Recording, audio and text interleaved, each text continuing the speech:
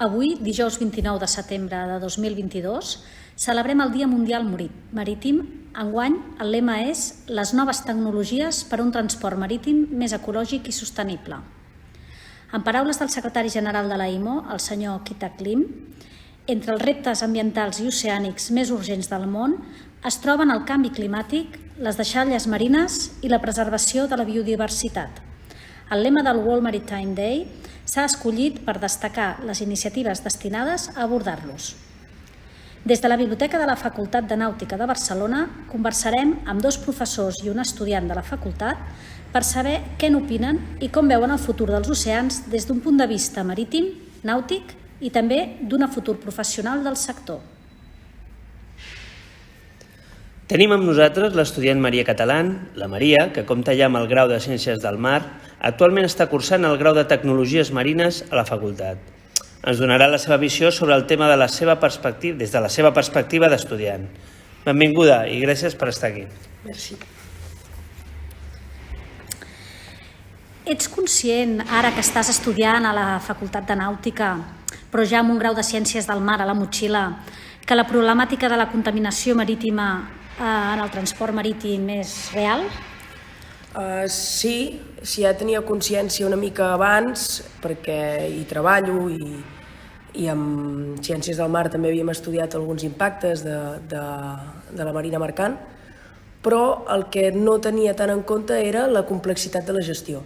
És a dir, que dintre del món nàutic hi ha una sèrie de normes, una sèrie de lleis que van diferents a les de terra i que, per tant, a l'hora de gestionar implica que ho hem de fer diferent o hem de lluitar amb diferents punts legals. Molt bé. Com veus tot el tema de la sostenibilitat i l'aplicació de les noves tecnologies en els vaixells, els de passatge i els de mercaderies? A veure, primer anem als de passatge. Els de passatge, si féssim l'analogia amb un banc, una cosa insostenible és aquella cosa que gasta més calés dels que tenim, per tant ens genera números vermells.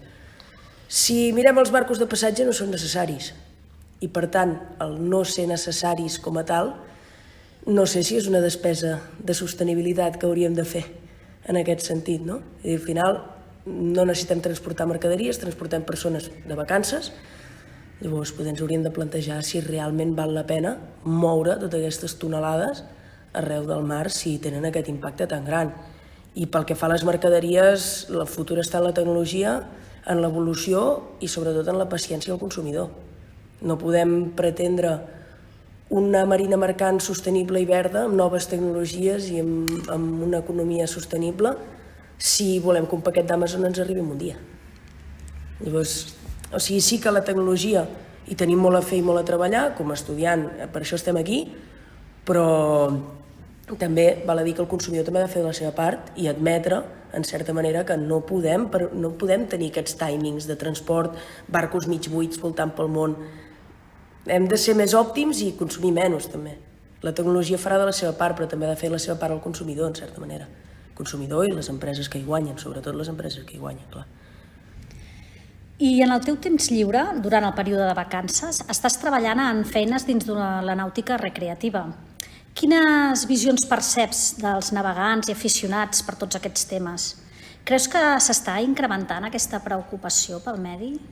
Sí, jo crec que sobretot la gent de la terra, jo estic a un lloc que és una mica un microclima, al final Cadaqués és un poble molt petit i és un microclima, veus ben bé dos tipus de navegant. El navegant de tota la vida, que tota la vida ha tingut casa i barqueta a Cadaqués, o Port de la Selva, i llavors veus el navegant turístic, diguéssim, el navegant d'Empúria Brava, Roses, gent que puja al parc natural, que no és de tota la vida o no acostuma a navegar per entorns naturals.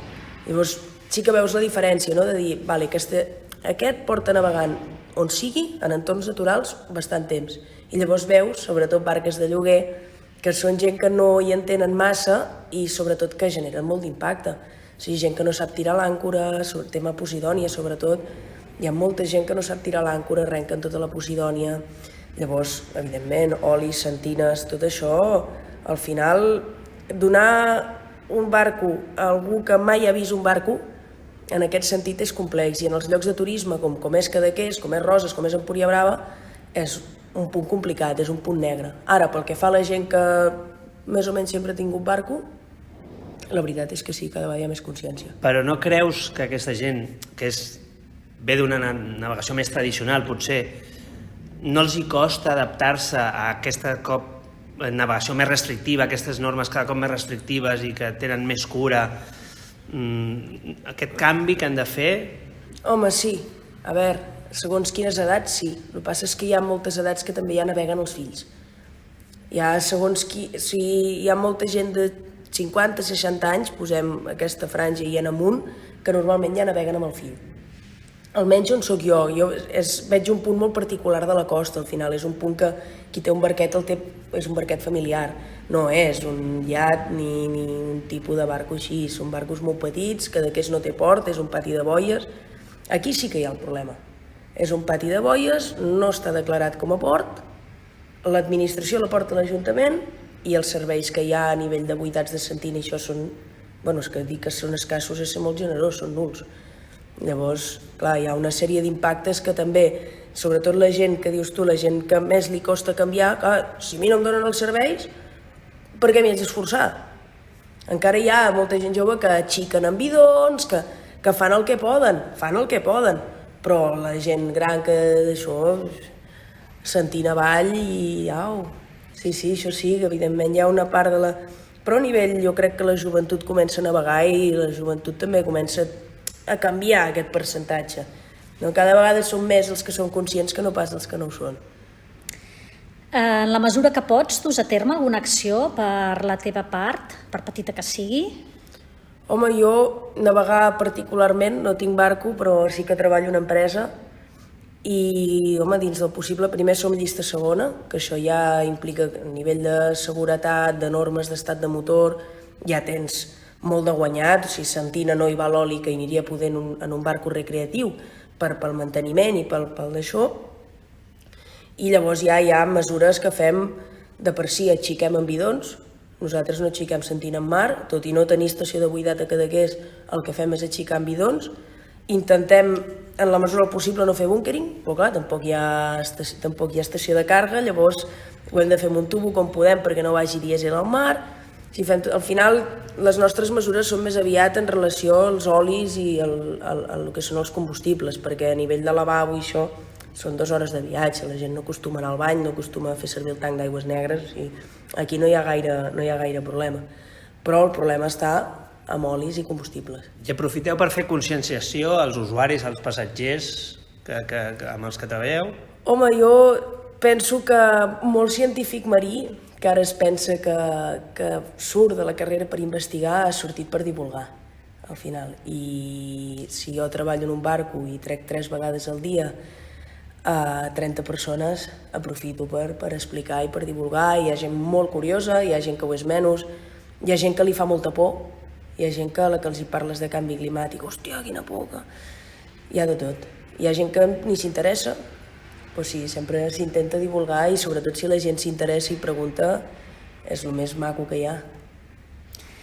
I en la relació amb els teus companys de la facultat, amb les amistats que tampoc estan directament involucrades en el nostre sector, amb tot aquest jovent que tu et puguis relacionar, tu creus que és una bona oportunitat per debatre i treballar aquests temes?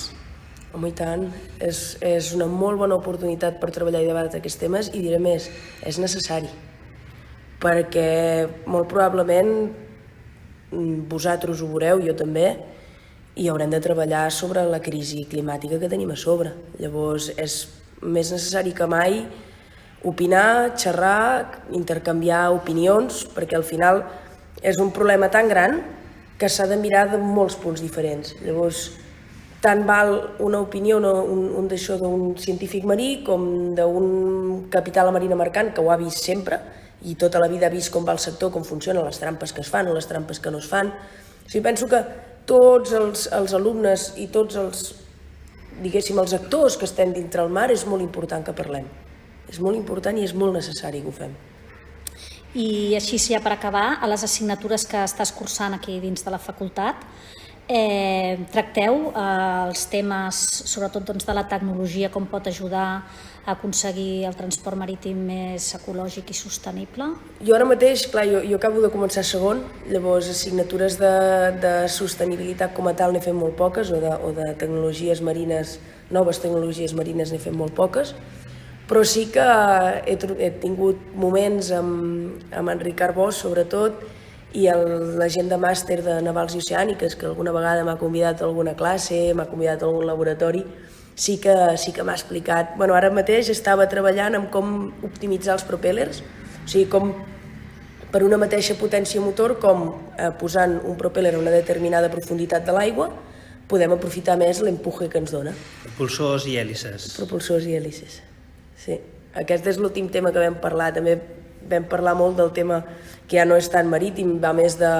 Sí que és marítim perquè al final és tecnologia offshore i per tant és una tecnologia marina, del Parc Eòlic Tramuntana i tot el que implica el Parc Eòlic Tramuntana. Sempre que podem xerrem una mica de tot amb professors i si puc colar alguna classe de tecnologies marines ho faig, però al final és per lo que estic aquí. Doncs, si et sembla, ho deixem aquí. Moltes gràcies, Maria, pel teu temps i per compartir la teva experiència amb nosaltres. Merci a vosaltres per divulgar.